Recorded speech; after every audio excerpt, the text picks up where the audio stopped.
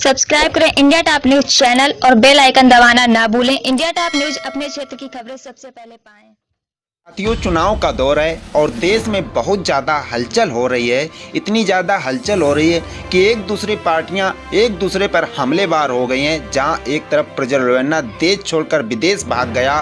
प्रज्वल रेवन्ना के महिलाओं के साथ 2800 से अधिक अश्लील वीडियो मिले हैं, जिसका मोदी जी समर्थन कर रहे हैं, वोट मांग रहे हैं। आगे जानेंगे। और जहां एक तरफ आकाश आनंद का विवादित बयान है जो सोशल मीडिया पर ट्रेंडिंग में चल रहा है, मैं आपको वीडियो के माध्यम से दिखाएंगे। बीएसपी के नेशनल कोऑर्डिनेटर आकाश आनंद के खिलाफ सीतापुर में एफआईआर दर्ज हो चुकी है, क्योंकि आकाश आनंद ने सरकार को आतंकवादी कहा था, गद्दार कहा था, चोरों की सरकार जैसे शब्दों का इस्तेमाल किया था। आइए सुनते जरा आकाश आनंद के बयान, जिस पर बीजेपी खेमे में हलचल मच गई है। जो सरकार अपने युवाओं को, जो अपने बच्चों को भूखा रखे, जो सरकार अपनी बहन बेटियों को, जो बहन बेटियों पे अत्याचार होने दे, जो अपने युवा साथियों को, युवाओं बच्चों को बेरोजगार रखे, जो अपने बड़े बुजुर्गों को फ्री राशन के नाम पर यहाँ की जनता को गुलाम बनाकर रखे, ऐसी सरकार को आप जानते हैं क्या कहना चाहिए? ऐसा शासनकाल पता है कहाँ होता है?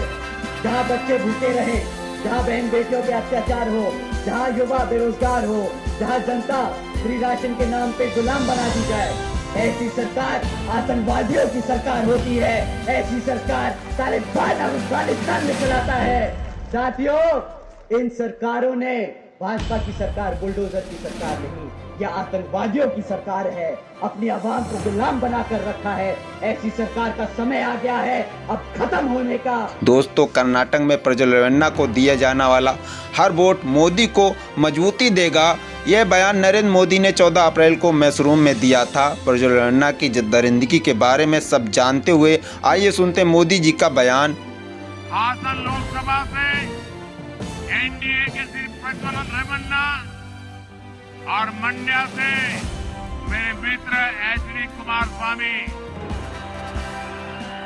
आने वाली 26 अप्रैल को इनके लिए आपका हर वोट मोदी को मजबूती देगा, देश का भविष्य तय करेगा।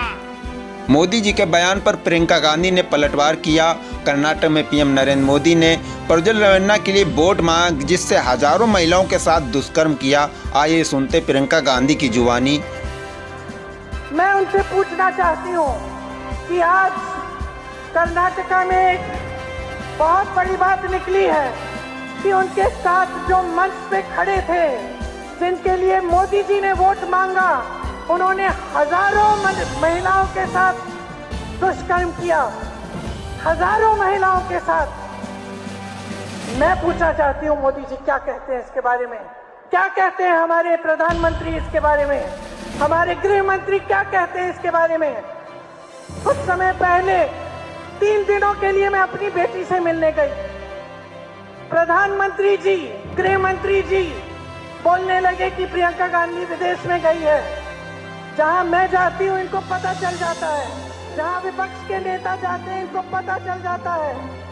लेकिन इस तरह का अपराधी, इस तरह का राक्षस इस देश को छोड़ के चले जाता है और इनको पता नहीं चलता। कांग्रेस महिला अध्यक्ष लंबा अलका ने कहा, हम पीड़ितों से अपील करते हैं कि आप सभी सामने आइए, हम आपकी मदद करेंगे और आपको न्याय दिलाएंगे। अपराधी दुनिया के किसी भी कोने में हो। 1000 के करीब वीडियो सामने आए हैं। एसआईटी उसकी जांच करेगी। एक पीड़िता सामने आई है, उसने एफआईआर करवा दी है। हम बाकी पीड़ित विक्टिम्स को अपील करते हैं, जितनी भी विक्टिम्स हैं, हम उनकी जानकारी को कानून के मुताबिक एसआईटी हो, स्टेट वुमेन कमीशन हो, पूरी तरह से उनकी जानकारी को सीक्रेट गुप्त रखा जाएगा। और मैं उन्हें विश्वास दिला रही हूँ, उनके साथ न्याय होगा। इसलिए मैं अपील करती हूँ उन सभी विक्टिम से, सामने आइए, आगे आइए। थाने आपके लिए खुले हुए हैं, जाइए अपनी एफआईआर करवाइए। ऑनलाइन एफआईआर करा सकती हैं आपको थाने जाने की जरूरत नहीं। आप 0 एफआईआर करा सकती हैं। देश के किसी कोने में भी वो विक्टिम आज अगर है, जिनकी संख्या 1000 है, आप देश के किसी कोने से 0 FIR कराइए। हम आपको विश्वास दिलाते हैं इस SIT से देश में महिला अपराध के खिलाफ कैसे लड़ा जाता है, कैसे तुरंत कार्रवाई होती है, कैसे न्याय मिलता है और अपराधी